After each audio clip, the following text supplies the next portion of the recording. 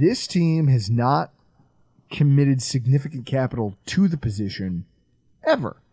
Usually when you hear a fan say that, Schofield, like it's hyperbole. It's me being like, well, it's been 5 years since we took a flying run at that. Dawson Knox was drafted in 2019. It was the highest drafted tight end since Kevin Everett in 2005. Okay? As a third-round pick, Kevin Everett, like that whole story, that was tragedy. And he was the second highest since the Bills spent pick number 61 on Lonnie fucking Johnson. With the 25th pick in the 2023 NFL Draft, the Buffalo Bills select Dalton Kincaid, tight end, Utah. Welcome, everybody, to another edition of the Rock Pile Report podcast. I'm your host, Bills season ticket holder Drew Gear. That's my producer, Chris Kruger. To my left, WGR550's Nate Geary, and that was a mashup of Roger Goodell and yours truly, Chris, Dalton Kincaid. The Bills did it. Yeah. I mean, Nate, am I just bad luck? Just generally speaking? Or? Just generally speaking. Yeah, like, am I bad luck, Schleprock? Like, when I say things about the draft, they're always wrong. From Josh Allen to Reuben Foster to... Yeah. It's gone... Foster. Like, it's a part of Rock Pile Report lore. It's one of the things our fans love the Being most. Wrong is how wrong that I can be about the draft. I love the fact that I'm telling our mutual friend Mark Schofield that... but the Bills, they never invest in this position. Well, egg on my face. You? Me? No. Guys, we're here. A tradition like none other. Nate Geary in studio for our 2023 NFL Draft Recap. Nate, a little bird told me, in fact, it was the Twitter app, and it was you. It was literally a little bird. It was literally a little bird. Yeah. Taking a little sabbatical from Saturday radio, huh? Yeah, just Saturdays. Okay. So it's just one of them things you feel like it's time to, I don't know, relax. Pass it on to the next guy for a day. Let some of the young guys over there at GR get an opportunity to work on their craft, do their Saturday show. I've been waking up on Saturday mornings to go to the station every Saturday for, the better part of 10 years. So when you work 7 days a week and you would like one day to yourself for 4 months, Saturday was the logical day to take for myself, and that's what I'm going to do. And I intend to golf frantically on Saturdays. I intend to wake up at 9 a.m., 10 a.m., maybe start drinking. Yes! Nate, you're the drinker. I always knew it was in there. Yeah, I mean, I've consumed several in this basement alone. Not to mention Chris's kitchen, which is where I think a majority of the drinking on this podcast. This basement has several years to try to catch up to Chris's kitchen. Yes, and just in terms of alcoholic beverages consumed. Oh, 100%. Yeah, we got a ways to go. We weren't as classy back then, drinking moose heads, but now we've got Montucky. Yeah, now we've got Montucky Cold Snacks, the official beer of the Rock Pile Report podcast. Drew, I also made you a cocktail. I made it for myself as well because I have never had it. Is it the smoky one again? Nope. Oh. This is Nate, Drew's going to dive into smelling it and I want you to take looking a at sniff it and take a whack of that and let me know what I'm getting into. Just on you can score it on a scale of 1 to 10.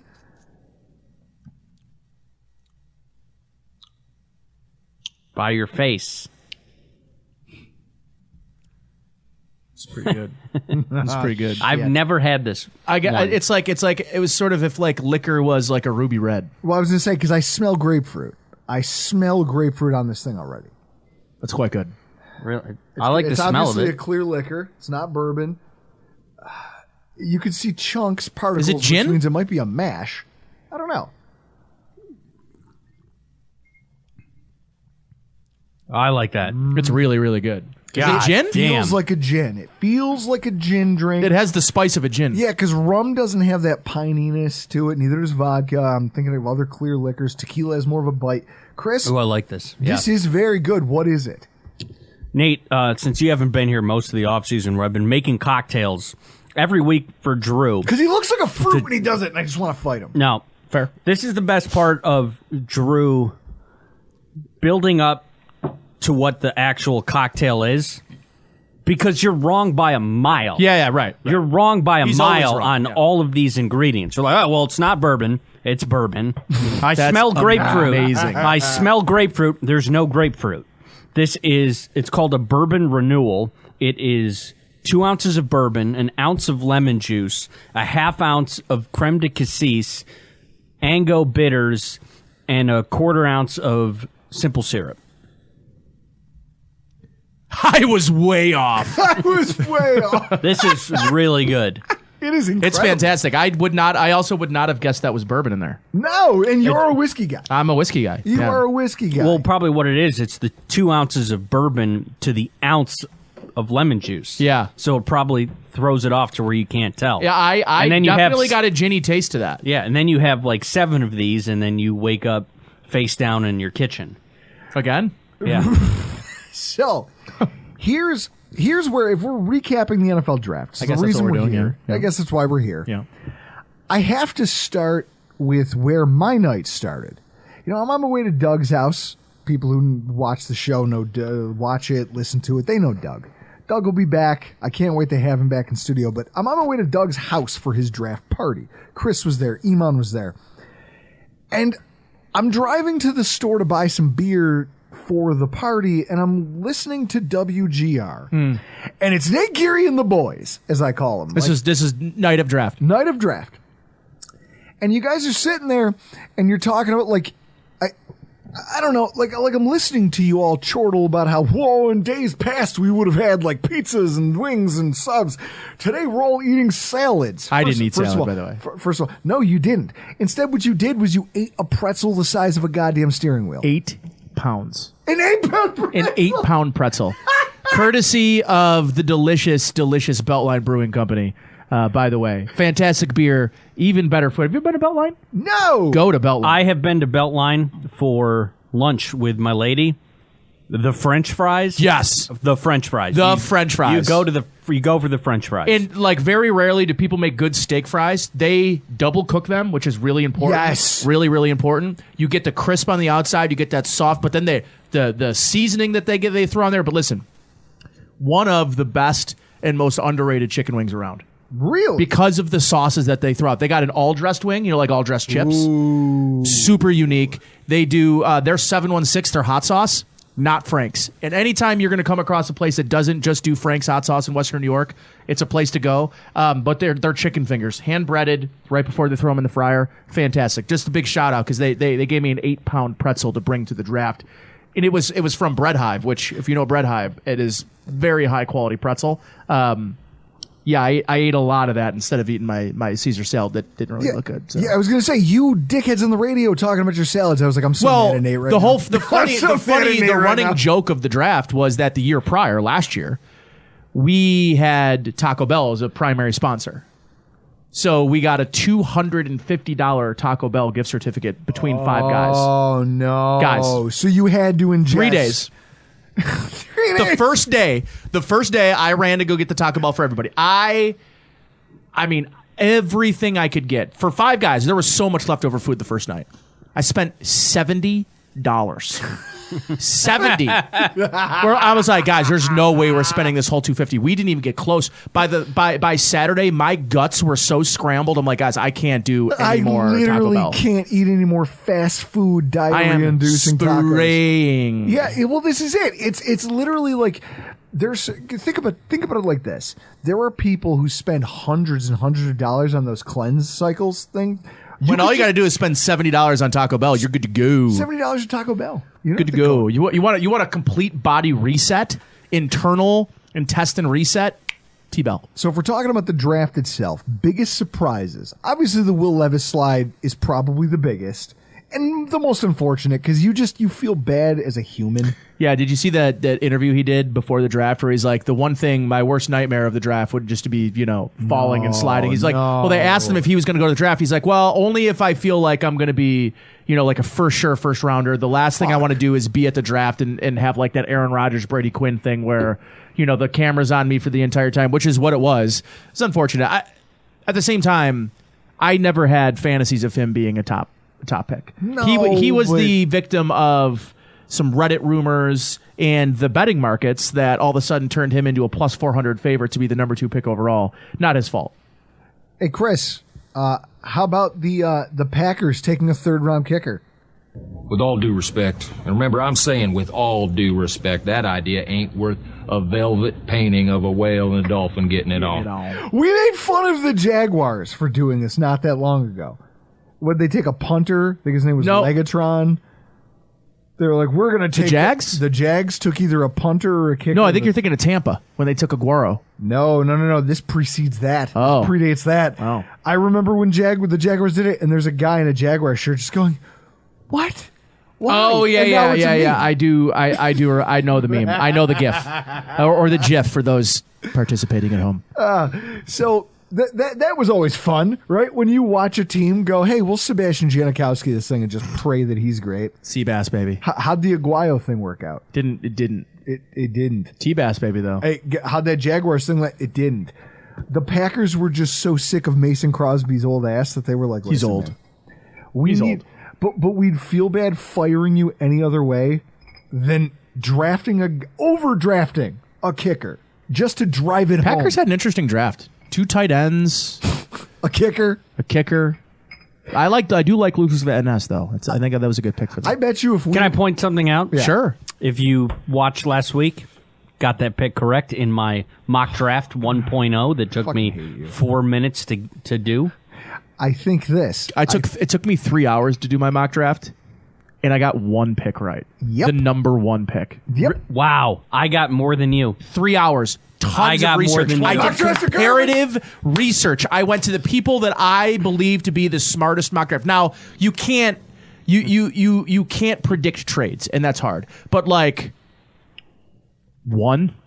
day, Geary, one day when I've won the Powerball, and I have that half bill, right? Like that half bill Powerball money. I will get a small group of people together, and we will travel the country like Jay and Silent Bob at the end of the movie, Jay and Silent Bob Strike Back, with just copies of people's mock drafts. And I will show up at your home, and I will heckle you and maybe give you a wedgie. Just because. I'm going to be like, you're going to put that out there for internet consumption? All right. It's funny you say that. There's real-world consequences. It's funny you say that about winning Powerball because, I could actually use a rich friend because I've had this conversation with a buddy today. I don't have a really rich friend. Most of my friends are either as poor as me or slightly better off, like you guys. Everyone deserves to have one really rich friend. I've got a couple. I'm 31. One. I don't really have one. Mine plays for the Bills. I've got a couple. Touche. I've got a couple. They've got cash to burn. I'm constantly trying to convince Greg Thompson that he needs to invest, like Shark Tank style, invest in my idea. Sleeveless shirts? Sleeveless dress shirts. Like tailored. Nicely trimmed, like untuck it, except the sleeves cut off so that when I go in the boardroom and I have my jacket on and I'm trying to give a presentation and I feel like I don't have your attention, I rip the jacket off and show you the guns, and all of a sudden I have your undivided attention. I command authority in the room now. So I'm going to do the thing they usually do, which is to get back on task and transition back, because that's a terrible idea. It's just an absolute. No wonder Tom Set doesn't take you seriously. Biggest surprises also, is anyone shocked that the Jets fans in attendance booed the Make-A-Wish kid over their pick? Did anyone notice that? The Make-A-Wish kid made a pick, and they booed him. They booed Santa. No, that was Philadelphia fans. That was Philadelphia fans. Jets fans in attendance who didn't like the pick booed. It's a Make-A-Wish kid. This is why no one likes New Jersey. This is why you're all terrible people. Thank you for saying New Jersy, too. Oh, important. It's New Jersey all the way around. Important, because New Yorkers are Giants fans. I'm literally reading off my phone my drunken draft night notes. Guy with a mullet in the background when Dalton Kincaid is drafted who couldn't find the hat. Oh. Couldn't find the hat. You had one fucking job, which actually, based on your hair, like I look at a man and I judge you by your hair. Now, looks like we're pretty good, You Chris. have good hair. Chris, you have good hair. You must have a decent job. Because if you worked at Burger King, you wouldn't walk around with that hair. I was going to say we must have 1/10 of our weight be below our waist. All right, Chris? Yeah. All right, or am I right? This is what I'm talking All right, or am I about. right? You're right. What I'm saying is, with good hair, comes expectations. But when you have a mullet, there are no expectations, because for all I know, you wrangle gators for a living. And sure enough, that guy, when Dalton Kincaid gets drafted and the camera focuses on him, all you can see is some mulleted idiot in the background shuffling through hats like, oh my God, where's the Bills hat? My job that I was literally tasked to do, I'm supposed to do, and I didn't do it. And the thing was, it's not like you didn't have 30 seconds. How long does it take to find a hat? It was also in the literally last hat that he grabbed. He went through 31 hats just to find the Bills hat. Can we get to my portion of the draft party? What I was going to say is Chris, at one point, now mind you, we're in a room full of COs, like corrections officers, a house full of corrections officers. Why don't you let me just take it from here? Yeah, and then you grab me another Montucky. Yeah, or a juice box. We have juice boxes Why don't you available. grab me one of each? That way I'm forced to drink quickly. So Philadelphia is up, and that's the theme of the show. Philadelphia is up at 9, and they pick Jalen Carter. Oh my God! And he's walking to the podium, and I say to Drew, I go, "Hey, check it out! The Philadelphia Eagles just drafted Grimace." And I didn't hear the name, so I turn around and see him in his purple. So, look at that! Yeah. Right? Geary, did I nail it or did I nail it? You absolutely nailed it. It's just one of those things where when someone... Yeah, that makes sense. He wouldn't have got the reference. It's not like he has a kid. Yeah. Eagles drafted Grimace at 9. I died, and there was multiple people in attendance who were offended, which is perfect. That's how about the little center room that the little vestibule that they were going into to take pictures in front of that mirror? Yeah, that's weird. It was weird. Yeah. Well, I've been to that place. I went to Kansas City in the summer. Great place where they held the draft. I'll say this. Most anticlimactic part of the draft, just to get this out of the way, lack of player trades. All week long, no all player postulations about trades. Derrick Henry and all these guys. Derrick Henry, D-Hop, Jerry Jeudy might be up for deal. Like, there was a lot of guys who were supposed to go. You guys spent a ton of time talking about the Hopkins trade. Oh, it's breaking news. The Titans are trading, and then blah, blah, blah, blah, blah. And then I watched the draft and literally a lot of trades, but no player trades. No, and then you look at, like, if Hopkins might be the most anticlimactic of all, because he's been rumored to be linked to all these teams since March 1st. And then every contender who needed a wide receiver got one. Just in some way or another. Got a pass catcher. Kansas City, second round, they go get Rashee Rice, a tall possession receiver with speed, and they spent a second rounder on him. Buffalo goes 1st and 5th for big physical targets for the quarterback. Mm-hmm. Baltimore spends $15 million on OBJ and then spends a first rounder on Zay Flowers. You just spent a first on Rashad Bateman. You're not shying away from that now. No. You made your bed. Hopkins, high-end talent. I guess the question is, did Arizona overplay? Because I get it, like, they might have played hardball. Did they overplay their hand here? I think Monty Ossenfort is desperate not to lose a trade. Listen, they've had some bad PR. They had a great draft. Arizona had a great draft. They got tons and tons of picks for next year. They got Houston's first-round pick next year. Let's be honest, that's going to be a top 5, top 7 pick. Which is crazy. And, like, on GR today, they were talking, Shope and Bulldog were talking about, is there ever a point where a commissioner could just step in like they do in fantasy and veto a trade? Be like, that's stupid. You shouldn't be allowed. It wasn't a good. It's tough because they end up with the 2nd and 3rd pick, and I thought they got the 2nd and 6th or 7th best player in that draft. And when you can get 2 top 10 players in any draft, I think it's a win. But at what cost? I've watched Will Anderson all through college as an Alabama fan. I don't understand. This was not a good draft, by the way. This was not really the draft you wanted to be trading up and back into the top 2, top 3. But regardless, Mm-hmm. Monty Ossenfort, I believe, really wants a win in this DeAndre Hopkins trade, and he's not willing to even come off as even having a conversation around him losing a trade. And I think that part of it is a first-time general manager, and it reminds me a lot of the Eichel trade. It reminds me a lot of the Ryan O'Reilly trade, right, with the Sabres. Maybe more so the Ryan O'Reilly trade, which is you've got ownership group that doesn't want to pay the money. You are not going to be good, and you don't want to lose a trade. And I think what they're deciding to do is to do what the opposite of what the Sabres did, which is make a move, and ultimately it looked like a really bad trade. Now, I mean, 3-4 years down the line, they have a cornerstone player, and it looks great. But At this point, it does appear DeAndre Hopkins is going to play the season in Arizona. I think it's a huge mistake. I think it's a huge missed opportunity because everyone talked about, they're just going to cut him. And no, they're not. Because you take anything. If you are cutting this player, you take a 7th round pick. Yes. You take anything. You take anything. And now I truly believe he's going to play the season out on the worst team in football. I don't think that short of training camp. I don't think Kyler Murray is playing this year. No. Because why would they want him to play? So you have 2 really good receivers, a decent running back who's old. They should be trading all of these players.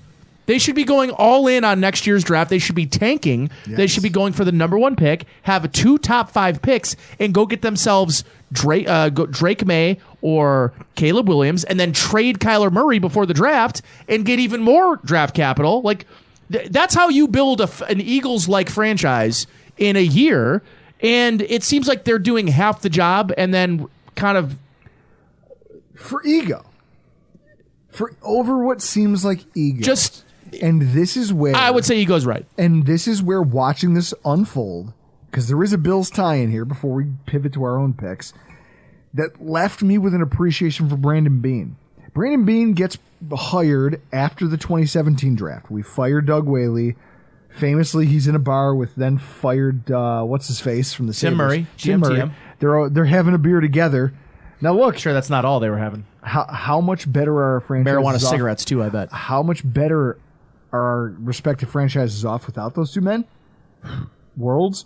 Good. Beane comes in as a rookie GM. The draft's already over. The picks have been made, and now all he can look to is the future. So when he started tearing down our roster in 2017, people accused him of tanking. That's it. Look, they're not serious this year. They're tearing down this to the studs. And this is why I appreciate Beane, and I look at Monty Ossenfort and I go, you're scared of the moment. Look at this. Nate. Monty. Watkins, 2nd round pick, and a starting cornerback on a playoff team. Darby, you jettison him, you get a complimentary wide receiver and a 3rd round pick. Mm-hmm. Ragland gets you a 4th. Kevon Seymour, who you're like, I don't know who the fuck this guy is. I don't know what you do here. Got you a 5th or 6th? He gets you a starting kick returner in Kalen Clay for your season and a 7th round pick that goes on to become Tommy Sweeney, which at least he was something. Yeah. Darius gets you a 5th round pick because you were like, fuck you too. I don't need Take anything. Take anything for you. We divested ourselves of names, made the playoffs. Inexplicably. And the returns might have seemed inconsequential at the time, but he removed cancers to the team in the process. But here's the thing: I don't view DeAndre Hopkins as a cancer, but what I view him as is an $18 million expense on a team that does not want to spend that kind of money this year. So what Beane did was Beane said, "Who do I have to get rid of? Who I can get something of value for?" And he found a way to win every single one of those trades. Every single one of those trades he won. Did any of those players go on to be stars somewhere else? No. Sammy Watkins was he caught Chris, 5 passes for Green Bay? Something like that. Okay. That year they traded him to LA, right? They got a 2nd rounder and who? Traded him to LA, they got a 2nd rounder and who? They got something else. EJ Gaines. Yes, EJ Gaines and a 2nd rounder. Yeah. And that was my point. He was a huge part there's no relevancy, but I used to call him Sammy Napkins. I'm not sure why. So this was my thing. As a rookie GM, soft. First of all, Monty Ossenfort fucked himself on this one. He overplayed his hand because he was scared and he had some ego in it. He goes, I'm not going to lose. He wanted a 1st or 2nd round pick, and that just was Brandon Cooks going for a 5th and future 6th. You weren't getting much better than that. Brandon Beane looked at his situation and said, hey, guess what? I'm just going to guess what? All of you are out of here. I'm going to make trades and get value where I can. And those picks went on to being crucial to the eventual trade for Josh Allen that eventually became the future of our franchise, which now has us where we are today. I appreciate it. And I think that this is going to go down as a giant mistake for them. And then, Chris, there's one pick that I openly laughed at. Was there one for you? In one this that draft? really made you laugh. I don't know. Not really. I'll give you one. It comes with some historical context. Here's a decade's worth of picks for you. Javid Best, pick 30 in 2010. Mikel Leshoure, pick number 57 in 2011. Amir Abdullah, pick number 54 in 2015. Kerryon Johnson, 43 in 2018. You see where I'm going with this. I know who you're talking about. The Lions have drafted more running backs in the top 60 picks of the NFL draft in the last 12 years than any other team in football. And not a single one of them has seen a second contract with that football team. Yeah, listen, maybe what I'll say is for like picks that made me laugh, the Jaguars also taking a running back. Yep. In David Caldwell's time as the general manager, he's taken a running back in every single draft. But so you can imagine, Chris, my delight. Our buddy Doug. Oh, yeah. Doug's also a Lions fan. He has family in Detroit. He's a Michigan fan. He's a Detroit fan. So, dude, when they announced the pick, right? Just the way he went slack-jawed. They needed everything. Defensive tackle, cornerback, tight end, quarterback of the future. They spend a top 12 pick. They did get Hendon Hooker. They spend a top 12 I pick thought on the Jameer more Gibbs. egregious pick was Jack He just Campbell. yells, what the fuck? I think the more egregious pick was Jack Campbell. Jameer Gibbs is a really good player. There was always going to be two running backs in this draft that were going to get drafted in the first round. Jameer Gibbs was going in the first round. Now, he went really high. But I also think, generally speaking, the Jack Campbell was a far more egregious reach than I think Jameer Gibbs was. But this is it. So his team reached twice on two different players in the first round. And I got to watch it just play out. They got Sam Laporta, too. I just got to watch it play out on Doug's face in front of all of his friends and family, and it was hilarious. It was one of the greatest parts of the night for me. Better than anything the Bills did. That was the moment. Isn't it crazy that Hendon Hooker, if he was drafted in the first round, his fifth-year option would have been his age 30 season? Oh, my God. That's how old he is. Wait, is he Brandon Whedon 2.0? Except everyone's better. Chris is better than Brandon Whedon. Chris caught a water bottle earlier. that shocked everybody. I have a buddy in Hamburg that... No, you don't. Yeah, You don't have friends. I know. My friend from elementary school, Joel Phillips, his brother Brett Phillips looks exactly like Brandon Whedon. I called him Brad. Anytime I hung out with him, I called him Brandon Whedon. He looked exactly like him. Really quick, by the way, side note, and then we can really dig into this draft. It didn't work out last year during training camp. Just the way base my schedule was at. Was that okay. a UC? Are we Is talking that a about UC? That's You me- sexual man, you. That's me drinking a Utica Club, people. That's fantastic. Are we talking about you catching balls? No, I think we're we need to talking go to about- I think we need to go to a local high school field. We'll make an event of this. Do you want to bring the cameras? Yes, I think we make an event of it. A Rockpile Report exclusive. We will put you and Reed on a field somewhere so we can record you breaking your fingers trying to catch this long snap. How about Guys, how about this? Here, It's a Nate. I got Nate. Let me. You guys just have Nate. Let me. Because You guys just, I can tell that I'm in the presence of unathletic people. Because you're an It's so, apex athlete. It's Nate- not even about being an apex athlete. Give me a break, guys. It's a fucking long snap. It's Nate- not even. It's a short snap. Go ahead. All right, Nate. Let me give it to you Cold this snap, way. too. So this off season, this is what we do for you. Yeah. We set up the snap Yep. with Reed. Then what we do, because I don't know if you know about Reed. Reed has gotten into golf. Oh. So we could do a long snap and then play 18. Because I told Reed in the Home and off home? season. A home and yes, home? a home and home. I told Reed in the off season when he went back to Houston for like 7 weeks, I said, I haven't golfed since like 2016. I said, you're coming back up here, we got to golf. So we could set something up. So mandatory, when he's up here for mandatory, Yep, at the right. end of mandatory. Yep. We could set up golfing Boom. and We're gonna catching get a it. long my club. snap. At my club. Yes. What- I like how he says my club. At my this club. is what I hate about golf people. My club. Come hang out at my exclusive golf. It's a fucking anyone with a little bit of cash. I could listen if you can. You could. Nate, I'm not But gonna you lie. don't. If you can afford to go there, I can definitely afford to. You know what? Okay, Mr. Global. I work for a global company now. You know what I'm going to do right now? I'm going to text Reed the proposition because we didn't get to it last offseason. He may not respond. He's got some stuff going on this week.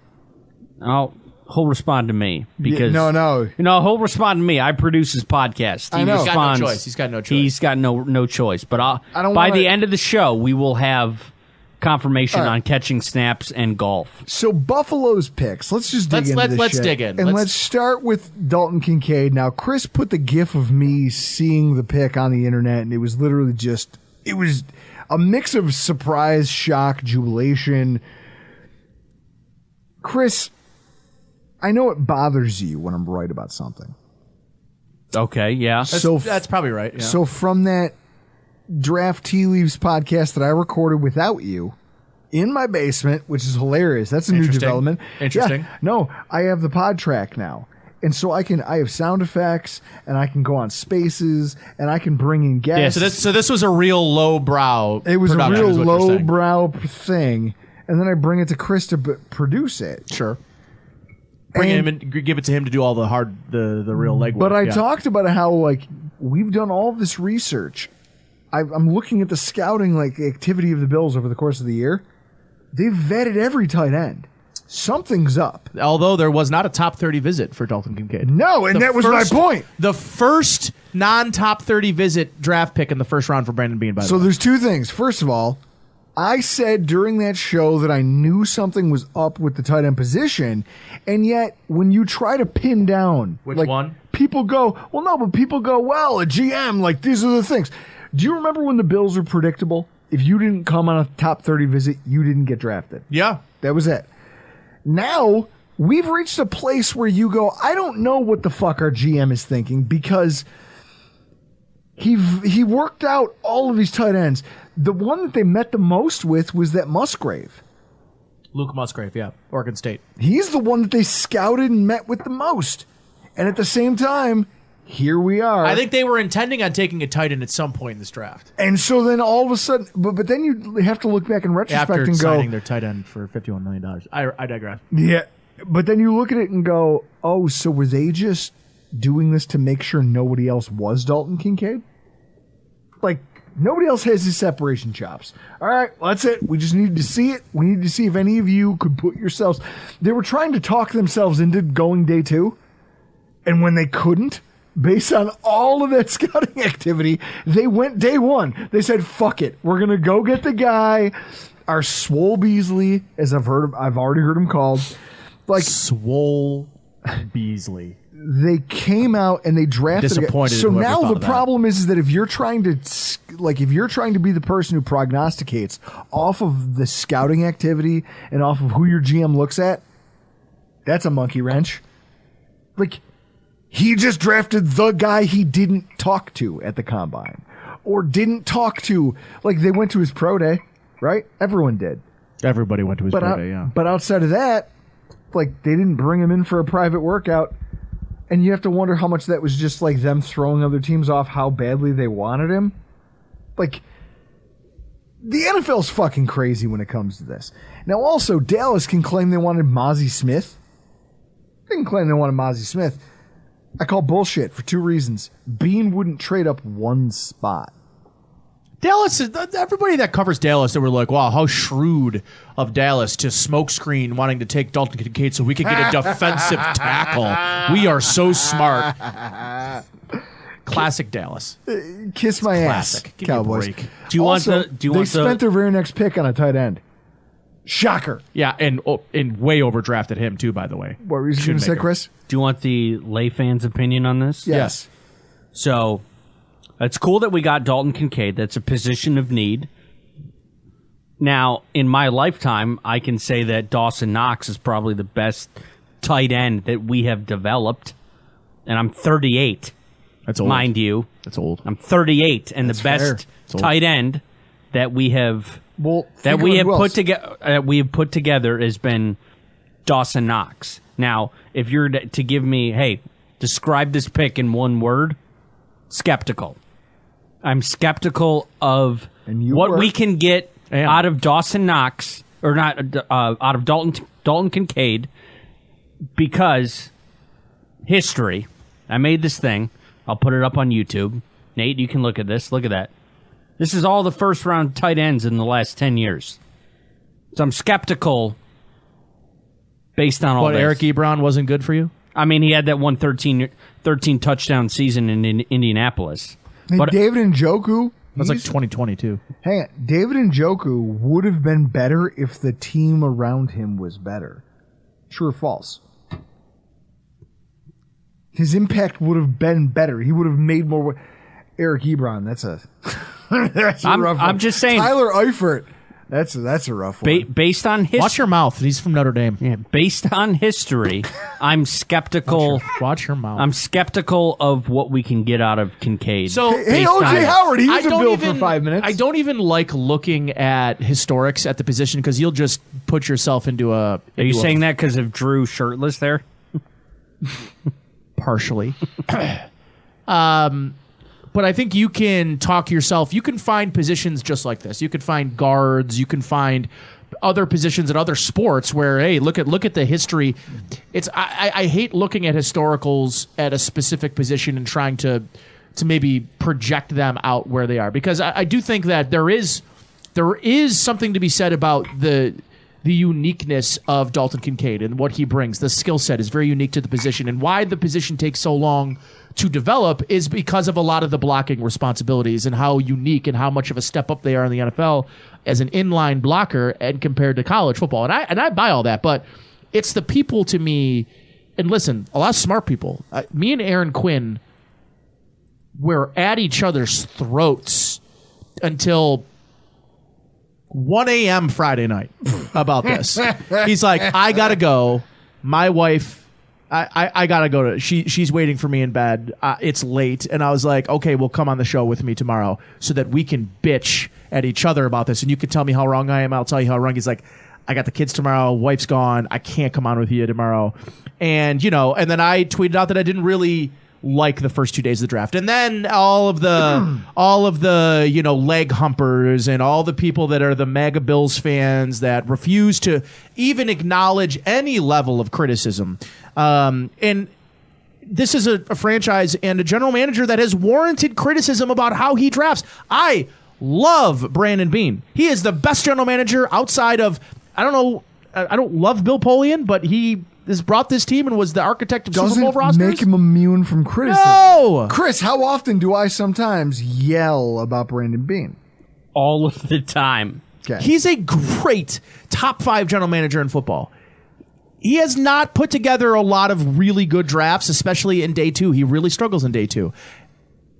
I like Osiris, and we'll talk about this. The Osiris Torrence pick, I think, is a fantastic pick. It saved the draft. Well, this is good. Where? But wait. Let me get into Kincaid. Let me finish my thought on Kincaid. Okay. Because this is more of a whataboutism that people, and I'm going to call Aaron Quinn out on this, right? So here's what's going to happen, right? Is everyone's going to say he's a receiver. Think of him as this. Okay. Well, then let's compare him at the end of the season to Jordan Addison and to Zay Flowers, and to Jackson Smith and Jigba. Well, no, I mean he's a tight end. We can't compare him to wide receiver. No, you can't have it both ways. Okay, and this is my point: is you can't preface this conversation around him. Well, don't look at what's next to his name. What do you mean? You do it for 99.999% of every other. We're going to make one exception this one time for this guy because you love the team so much and you think he's this crazy great matchup against slot corners in the NFL? Give me a break. He is a tight end, and you traded up in an NFL draft 2 spots. He gave up a 4th-round pick, and you picked him at 25. He better be on the field 80% of the snaps. I've got a lot of reservations about having 2 tight ends on the field when they ran it 12 personnel 13% of the time last year. They would be astronomically changing their offense. Where I come in like a bulldozer and try to remind you that they fucking wanted to. They tried.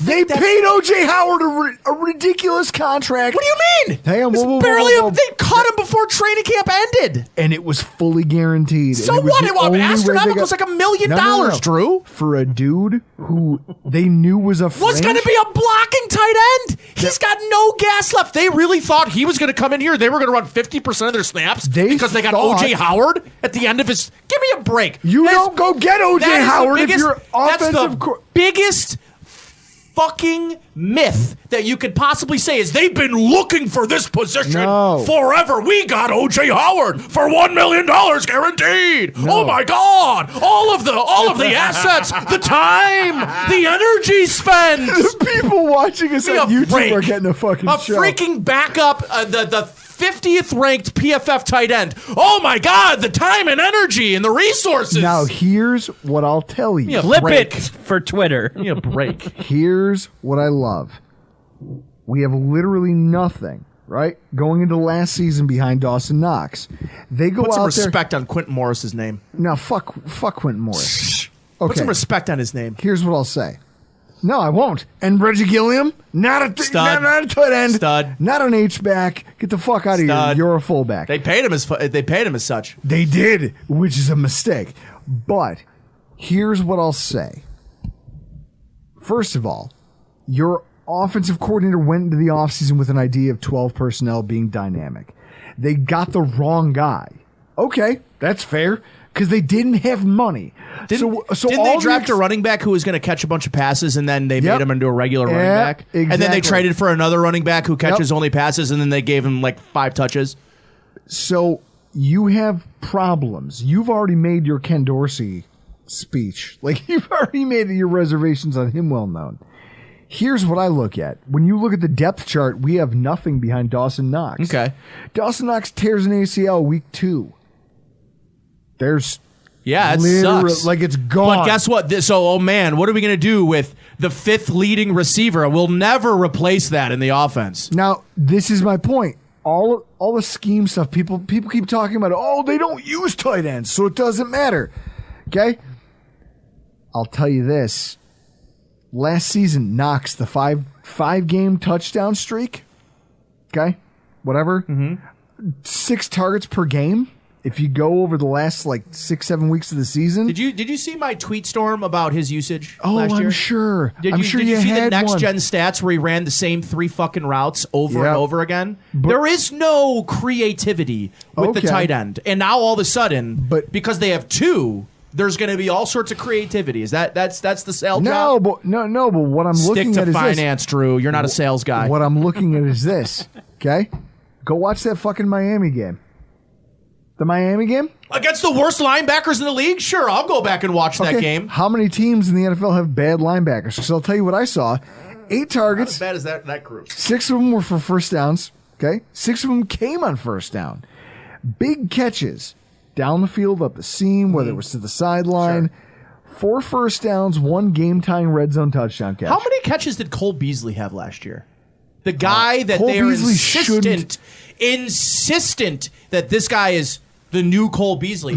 They had literal Cole Beasley on the team last year, and he played like 15% of the snaps. He wasn't on the team last year. He only joined the team, towards the end, Chris? And guess what? Yeah, the offense and all the players were so much different than the 8 months that he missed beforehand. I'll tell you this. You have an opportunity against teams that don't have dynamic linebackers to utilize this position. Sure. So, now what you do is you go into there and 2 regular season catches? Yeah, 2 regular season targets. Man, they're going to use the shit out of that slot receiver named Dalton Kincaid. They spent the 25th. So, all I'm saying is, the reason I 6 don't hate it... 6 catches for Jamison Crowder in 4 games. Man, they really used the slot. The reason I don't hate it is because you have to have that, because when the Bills' offense was at it, no, they don't use it. When the guy throwing the football goes, well, that guy's not fucking open. I'm just not going there. I'm not going to... Are you going to trust Jamison Crowder On a contested ball? No, but No. you don't throw contested balls in the but- middle of the but- field, no. Drew. And that's the problem. There's nobody with any fucking separation. Nobody does Who's that. Getting it? Who's getting separation in the middle Nobody of the field? throws up 50-50 balls in the middle of the field, Drew. That's where all the players are. And this is where I could drag you down and just like I could wrestle you like Sean McDermott would over the idea that I understand the logic behind the pick. Do I love it? No. But do I understand it? Kind of. You want a mismatch in the middle of the field. You had it with Cole Beasley. He was just shifty. He was shifty as fuck, and he could get away from linebackers. The linebacker was in his hip pocket, and then a split second later, he's 3 yards away catching a football. That's it. You need a guy who can do that for you, and unfortunately, there is no other Cole Beasley. He was one of one. Listen. So you tried to redo it with Isaiah McKenzie, and you found out he's not enough. You were just, before we have Beane here. We were talking trash about this chef in town, right? We won't say his name. We were talking trash about him, right? It would be a lot like what the Brandon Beane and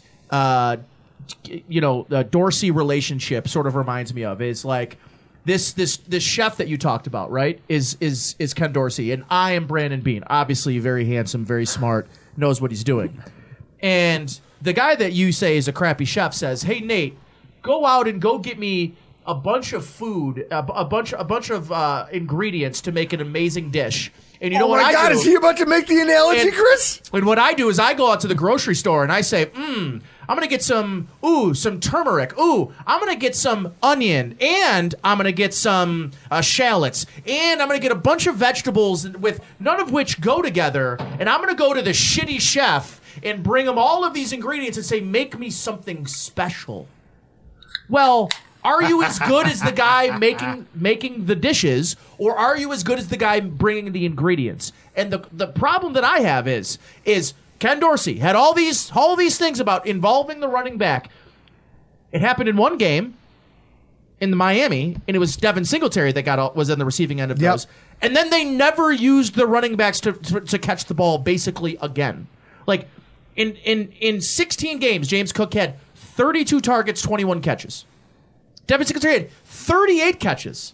The guy that can't bring anything to the receiving game. So Chris has a chart up on the TV. Excuse me for being skeptical that the guy, and this is the thing that everybody does agree with. This is really on Ken Dorsey. It really is. This is not an indictment of what I believe the player can be or will be. It is far more about the chef demanding ingredients that he doesn't know how to use. And he doesn't know how to use the running backs last year that he demanded, That's quote fair. unquote. And now I'm supposed That's to believe. a fair criticism. Now I'm supposed to believe that the offensive coordinator, who Josh Allen admitted moved the offense too far away from Brian Dable's core concepts, is now supposed to take the shitty offense he created last year, turn it into gold in 1 year because they got another tight end?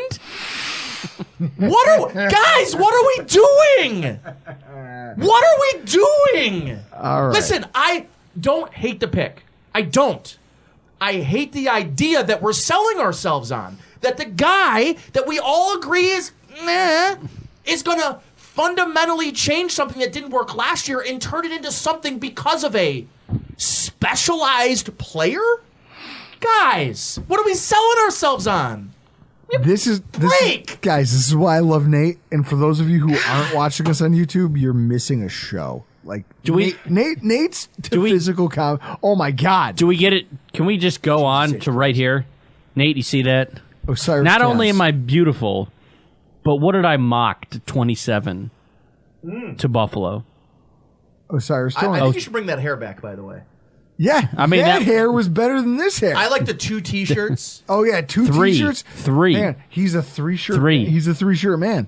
Guys, if you're watching us on YouTube, you'd understand. Well, this isn't on. Chris- They're not seeing this. No, they should. I don't have. Well, then go back and watch the Rockpile Report does a mock draft episode on YouTube. But yeah, it's a 3 T-shirt look. Osiris Torrence. It's a big man that we drafted. So, Large one. so here's the thing. Osiris Torrence. We're obviously never going to see eye to eye on Kincaid until he fails or succeeds. And I won't be eating my words, or I won't be eating crow on the player. Again, I like the player. You don't like... I don't like the idea that all of a sudden he's fixing the problems. And hey, I agree with you. I think that there are issues. I think that they've given themselves options throughout free agency, throughout the draft. Now you have options. You have a Swiss Army knife. So you, as the shitty offensive coordinator, can go in there and make different play calls and decide, hey, we're going to go 12 personnel, but throw it out of this. Hey, guess what? I have 2 tight ends who I can trust to catch the fucking ball. You couldn't say that last year. Also, if Dawson Knox gets hurt, we still have a TU1. Kind of. You can't play in line, but, Second round, right guard offensive, right guard Osiris. Osiris. I don't know why I want to Osiris. Osiris. First of all, I want to start the conversation with this. I firmly believe that if the Giants didn't take John Michael Schmitz 2 picks before Buffalo, he would have been the pick there.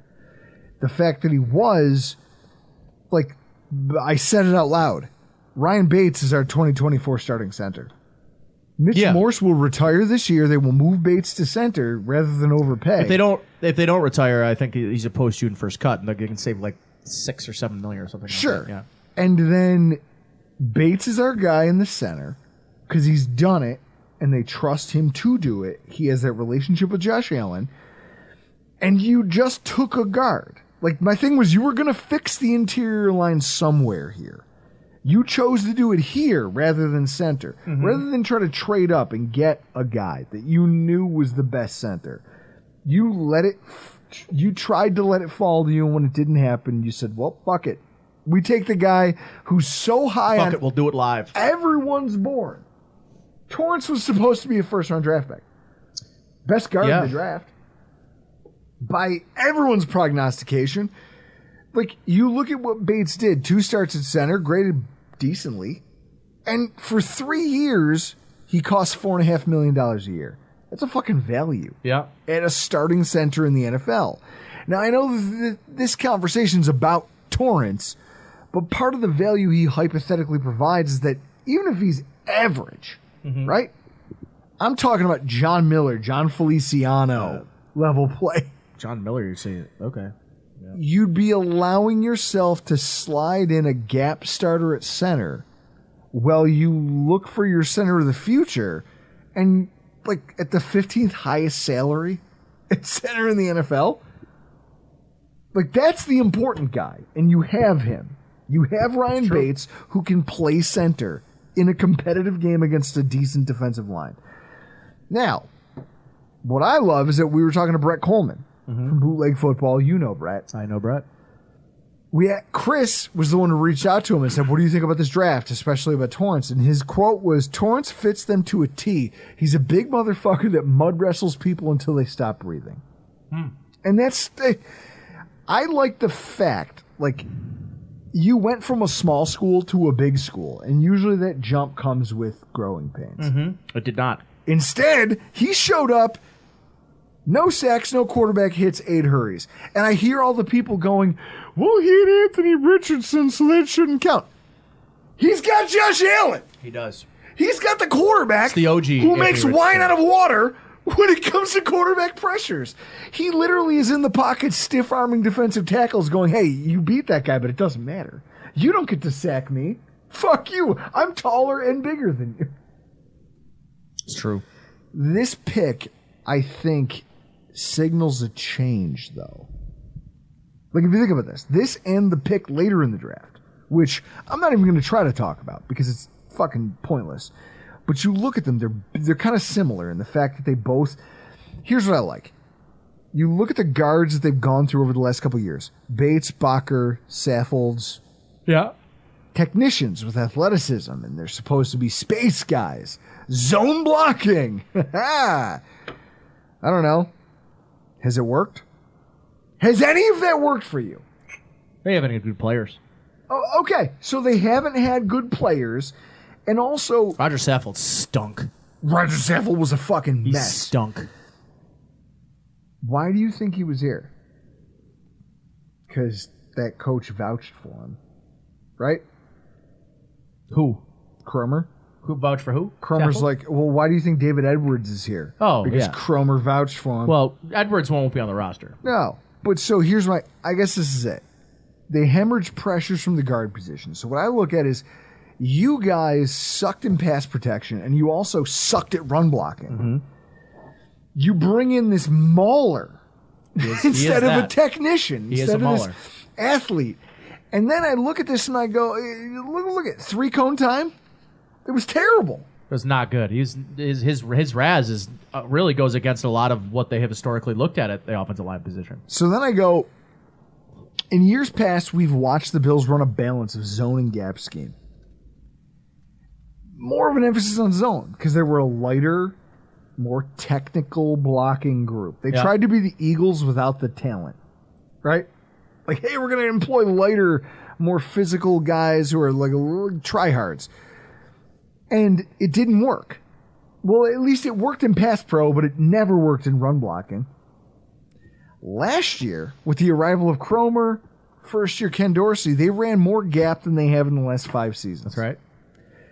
And the results were what you would expect if you took a bunch of zone players and shoved them into a gap blocking scheme. It did not go well. No one graded positively in run blocking. Mm-hmm. But then I see Torrence, and I go, well, he's at his best when he's allowed to gap block. Yeah. And then I go, well, you threw in a tight end to this draft, and your offensive coordinator wanted that last year and couldn't get it, and then you got an athletic option who's a big slot who you're not going to try to teach to block, but you have a tight end who you think can block adequately enough that you're paying $51 million. That you stuck him on the fucking offensive line for most of the season and didn't utilize him as a fucking receiver. He was only running routes on like 10% of his fucking snaps. Who's that? Dawson Knox. Yeah. For the early portion of the season, he was an inline blocker only. And it was pathetic. Now you have 2 options. Well, can I tell you something about this? But this is the thing with Torrence. Is this, to you, indicative of a shift? Like, is this an indication that they understand we fucked up? No, I think what it's an indication of is, and what Brandon Beane's talked about this before, is you tend to make changes from your last game. And what happened in their last game? Oh, they got bulldozed. They got absolutely bullied at the line of scrimmage. Bullied. And they get Poona Ford on the other side, right? To, I think, hedge some bets on Daquan Jones, because when Daquan Jones went out of the lineup, they had no answers defensively. Offensively, that was Roger Saffold's worst game. And Rick Bates is a good player, but he's a lot like Mitch Morse in that he's a far more techniqued pass blocker than he is a run blocker, right? So you talk about what this team decided to do is they watched what got them beat, which was being bullied at the line of scrimmage, and they decided that we're going to go get a big guy. We're going to go out and get Connor McGovern, and we're going to solidify the interior part of our offensive line, because think about from a football, just what everybody knows about football, right? Which is it's really hard to protect a quarterback or scheme up protections or scheme up an extra blocker when the pressure comes right from the middle of the field. Well, yeah. You can scheme up edge help. You can chip. You can add you can keep an inline tight end and keep him into block. Obviously. You can do things at the edge. It's really hard when you are consistently beat at the point of attack and the interior of the offensive line. So what they're hoping to do is minimize the pressure in the middle. If we have a similar season that we got from Deion Dawkins last year, which was a little bit of a disappointing year from him, 2 years in a row, can he go back to the guy that we kind of remember from 2020? And at the other side is we really like Spencer Brown. We think he's super athletic. We believe that injuries have really caused his lack of consistency and sometimes bad play and experience too. That matters. We can help those guys. We can't help them if we're also trying to help things that are in the middle of the field. So we can get a really big guy in Torrence. We can get a really responsible just anchor at left guard in Connor McGovern.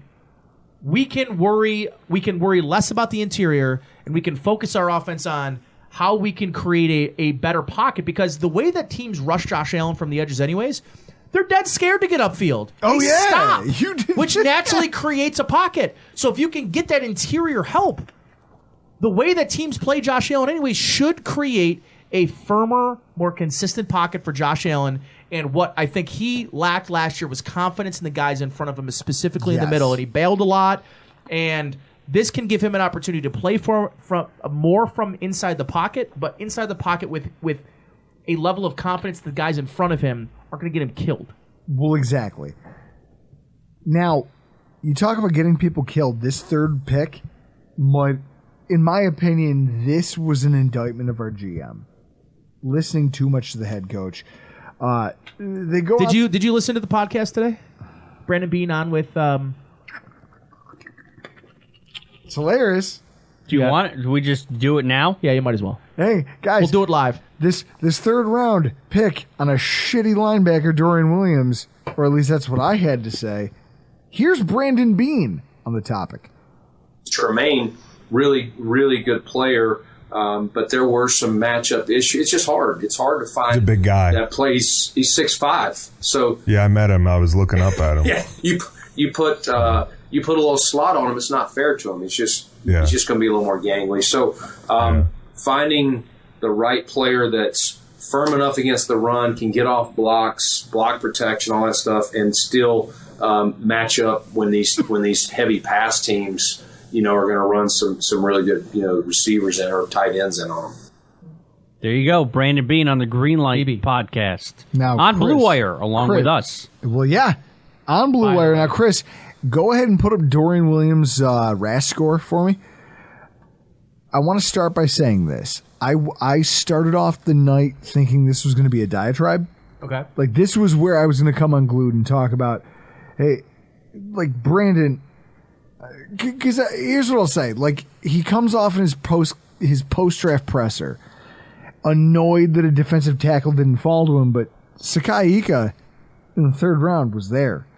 You didn't take him. Now, how much of that is because he knew he had a Puna Ford in the hand? It's just like, hey, Puna. I could just I could just pull the trigger on this. Yeah. Okay, fine. I was mad when I thought about that pick. It gave me shades of Terrell Bernard. What was the name? Terrell Bernard. Is that what he said? No, he didn't. Later on, I'd like you to pull that out, and I'd like you to post that as a. The troublesome Bernard. Oh, so I'd sound like every WGR caller at 8 o'clock in the morning every day. Okay. So, Trispin Bernard. Tristan Bernard. So, here's what I know. I know our team passed on a defensive tackle, drafted this guy, but then our GM comes out and goes, well, we'll have a chance to compete. And, he'll earn a jersey, but I don't know if... And then I'm driving here tonight, and I'm listening to Chris Trapasso. C-Trap, he just texted me. Yep. I bet he did. He did. Is that what you're doing on your phone? Yeah, he just texted me. Okay. Well, here's what I know.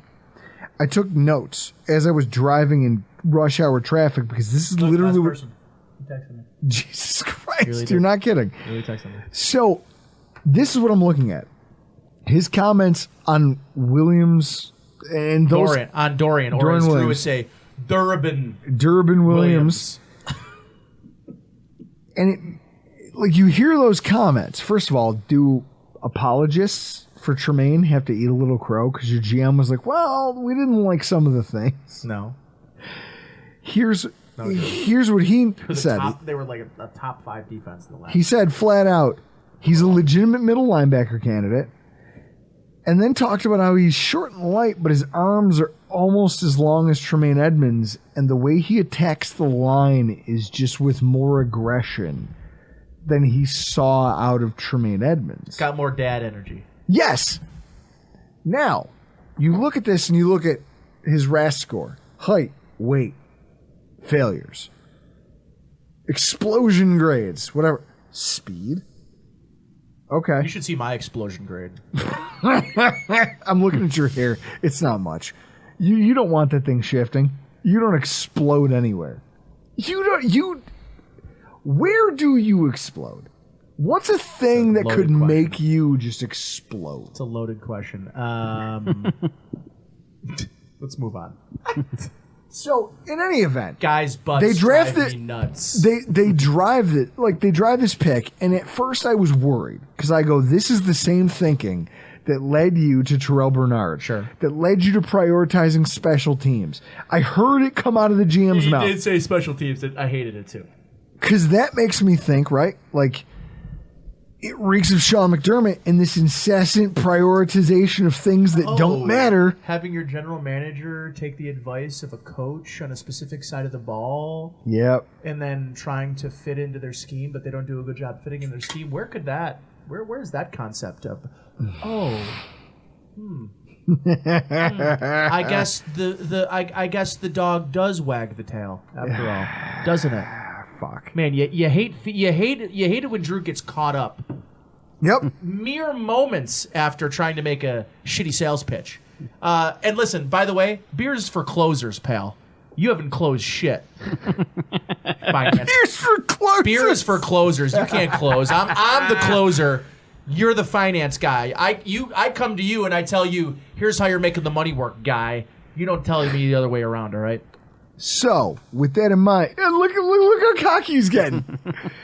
Fucking Dorian Williams. Yeah. I wanted to be pissed about it. Chris, I even had this drop queued up after the Brandon Beane presser where he was talking. Is he okay? No. I'm having a stroke. I've had a slight stroke. Jeez. No.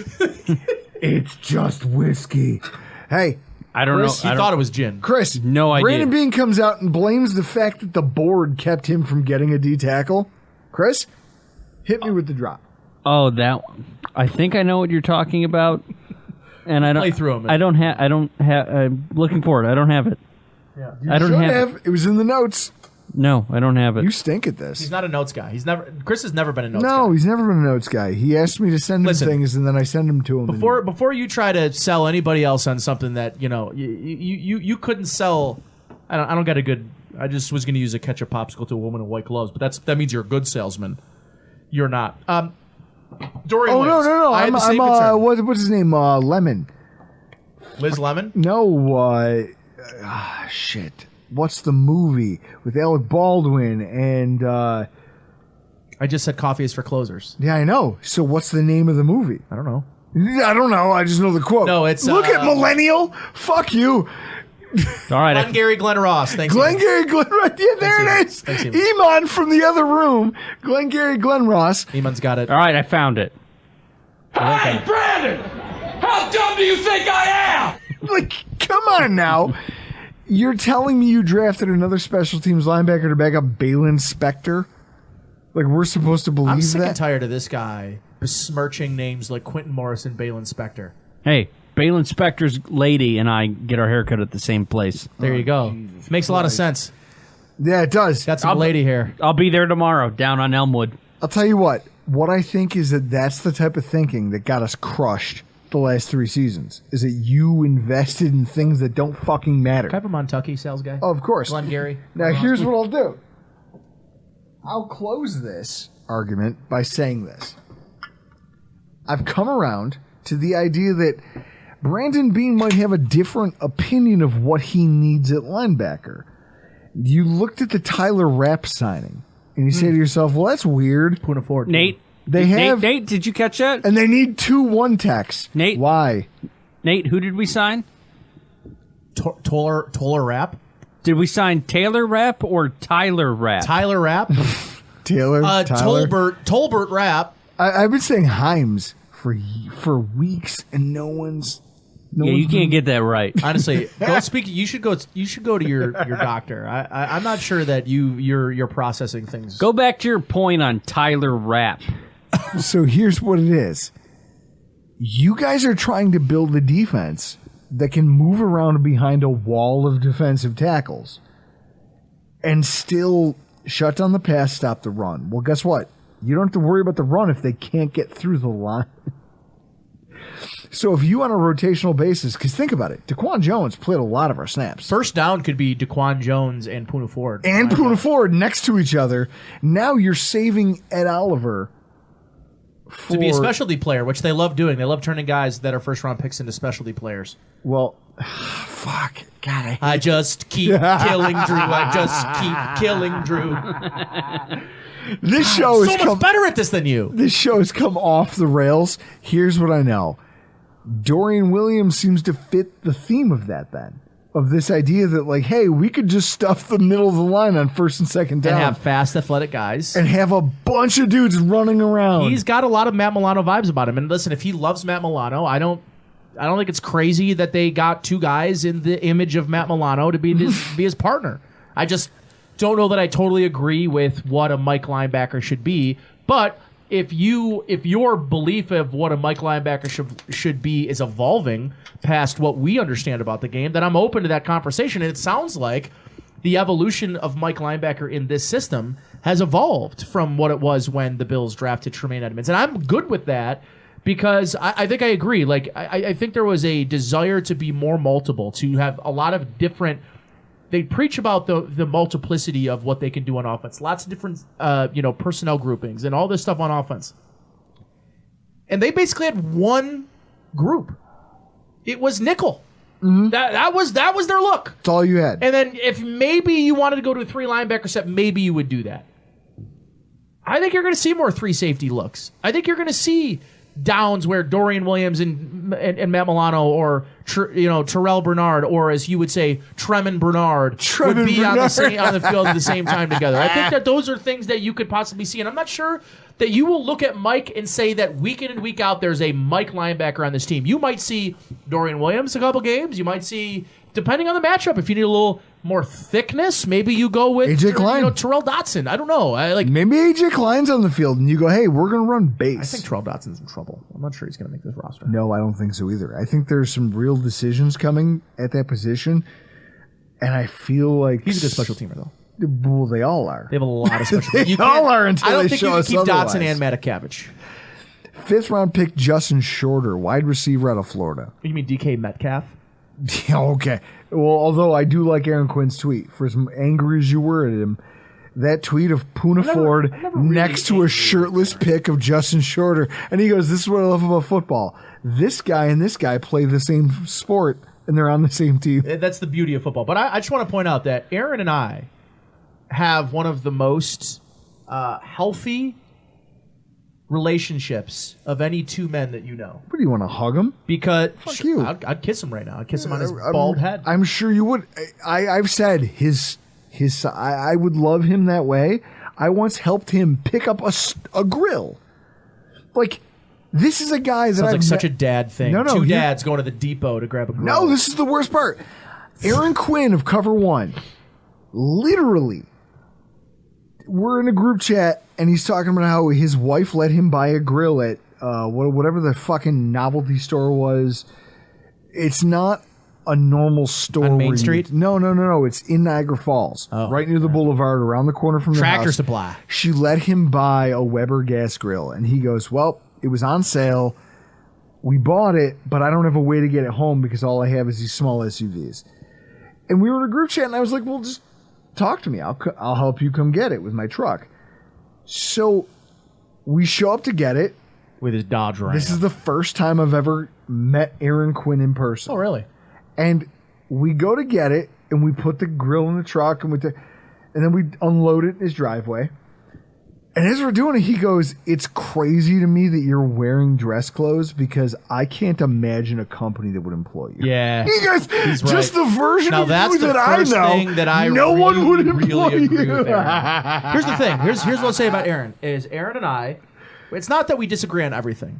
It's just that we disagree on a lot of things. And we have been able to, since the time I've met him until the time, even on Saturday, when we're going back and forth with each other, is the thing that social media misses out. And people try to, when Aaron and I disagree online, people immediately are like, "Aaron, this guy's a asshole. Oh, no, everyone takes sides. And Aaron's like, "Dude," he's like, wow, "No, this is my buddy. This is we what do we this. do." And like, we never make it personal because it's football. I grew up with Don Rickles. If you can't talk shit to and about your friends, who can you talk shit about? Let's talk about Justin Shorter. Poor man's Gabe Davis. Or just Gabe Davis. Or just Gabe Davis with a better catch rate. Like, and radius. There's a thing. He has the same upshot and ability. Like, everyone's like, well, he's a 5th-round pick, so obviously that's... He's a 5th-round pick, so obviously that's... Like, they're like, well, he's a late-round pick like Shakir, he'll get marginalized. Maybe. Probably. But what they want to do is they want to get a guy in their system who's big, can run the post, run the 9, who can run They want me out there. I get it. Yeah. Run a post route, run a 9 route. But the thing about the difference between him and Gabe Davis seems to be like be a physical run blocker, big, hulking, physical presence. The difference seems to be is that Shorter's a little more aggressive in the run blocking. And also he fights more at the top of the route. His hands are incredibly better. Catches outside his frame better than Gabe Davis ever has. Like, this is their way, I think, of hedging their bets on whether or not Gabe Davis wants to go to free agency. He's going to go to free agency. Of course he will. Yeah. Because he'll have another year where they give him, 6-7 touchdowns? Then he'll have close to 1,000 yards. And Yep. 50% catch rate. And some team will convince themselves that that's the next Z. He's our next Z receiver. They just didn't use him right. And that is probably what will happen, yeah. so Justin Shorter, like, for a potential pick, it seems pretty good, doesn't it? Yeah, I mean, sky's the limit.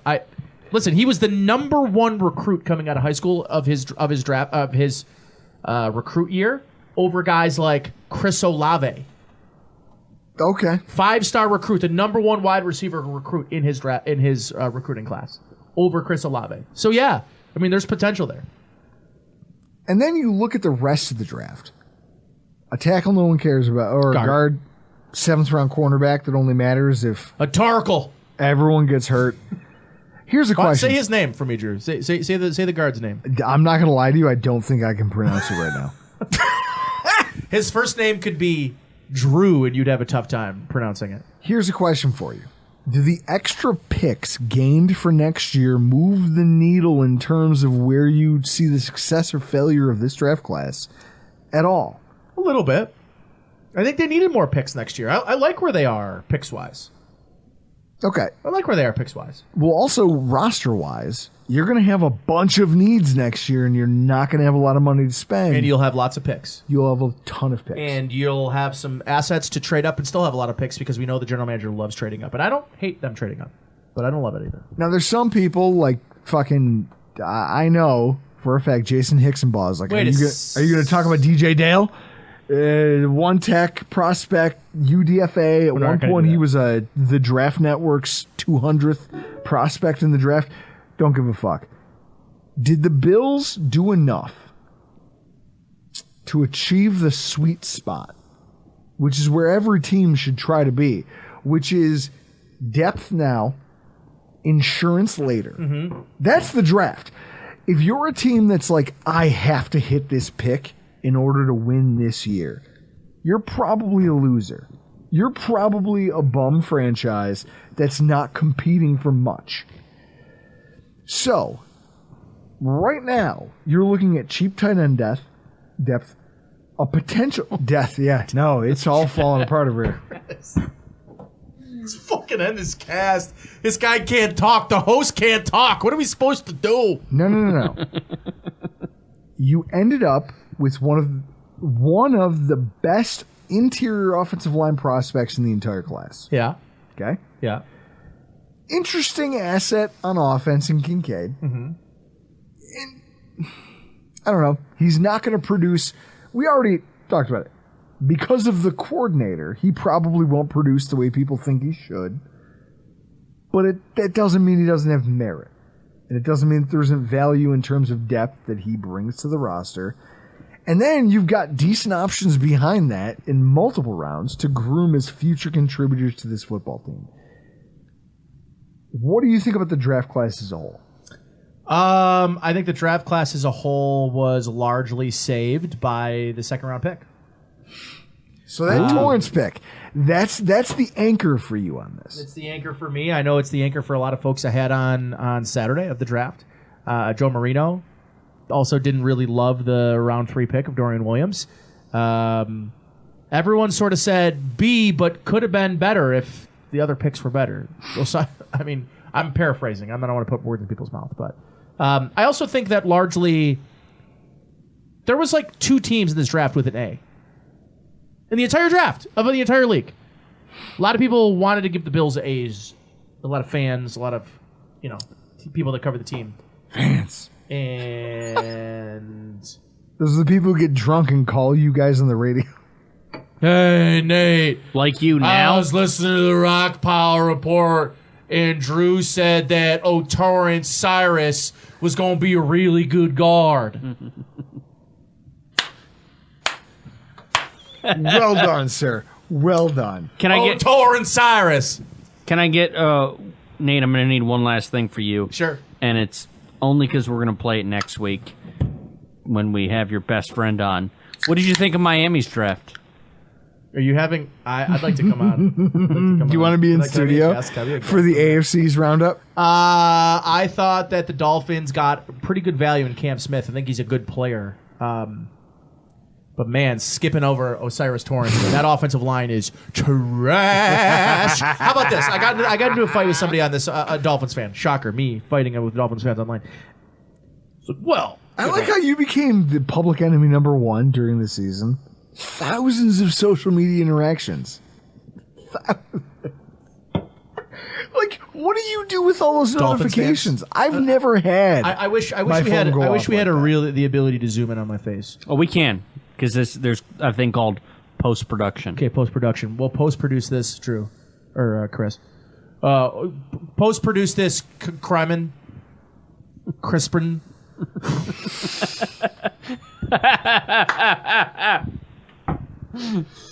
Dolphins fans. Austin Jackson. He was a first-round pick. He's a first-round pick. And you declined his 5th-year option. And why would you? Why wouldn't you? He's been terrible. So yeah, let's assign him the blind side and not hedge the bet at all, not get anybody on the offensive line. Why would you want the right side protected for a quarterback who's to take special lessons on how to fall? Why would you want to hedge your bet at the right tackle position when your quarterback has to take lessons on how to fall? You tell me. You're welcome, Dolphins fans. But yeah, thank God you got the 5th cornerback on your roster. Oh, and then Noah Igbenogany. How do you say his name? Igbenogany. You did get that right. Yes! I told you I'd finish strong. A former first-round pick who you also declined. You declined both first-round, fifth-year options for that draft. And then you also have what his name? Keter Kadu. They got 4 corners. What are you doing drafting a cornerback in the second round with your first pick? Draft offensive line, you idiots, you losers. By the way, all I can hear is Dwight Schrute. Just cheaters. You idiot. Cheaters. You got your first round pick taken. Cheaters. First time ever in NFL history, you freaking cheaters. Stephen Ross, that old fuck, cheated and flirted with Tom Brady, and all of you would be all lapping up Tom Brady. If Tom Brady was your quarterback tomorrow, you'd forget Tua Tagovailoa in his falling lessons. You'd forget about him in a second. I'll clip that and email it to you. You can put it out on your Twitter account, guys. I'll zoom in so we get so we don't have Drew's face in there. Guys, thanks, Crispin. Guys, Crispin, guys, we've reached the point of the night where this thing has just come off the rails, as it usually does. And I feel like that's why you enjoy doing this. Yeah, that's why I come back. Like, we do this every year and it always falls apart. Yeah, we got You're the thing. I didn't put any bets on it this year. I don't really have a hot take for drinks later. Here's what I'll say. I don't have a Isaiah Hodgins is going to be better than Gabe Davis. Well, take, yeah, which, by the way, Yeah, no, it is. No, I'm not gonna lie. We crucified you for that. Got some legs. And now look at you. You're alive, like from the grave. You can. That's his tradition. It's amazing. I love it. I can't wait till we get back together and do this next year. Nate, go take a break. You've earned it. I'm gonna go to Florida. I'm gonna check into my flight right now. The Boca Vista. Yeah, pretty much. The Boca Vista. Pretty much. Guys. Oh, C-19 boarding position. Oh. Oh, God. Hashtag first world problems. Guys, I love the fact that you guys show up for this each and every week. Don't worry, throughout the off season, we have a ton of nonsense to bore you with or entertain you with, depending on how drunk I get and how I can't pronounce names. Fuck you, Nate. Fuck you like you've always said them all right. Thanks for coming on the podcast, Nabe. Nabe. Guys, we gotta get out of here. I'm Drew Gear. That's Chris Kruger. That's Nathan Geary. And this has been your Rock Pile Report.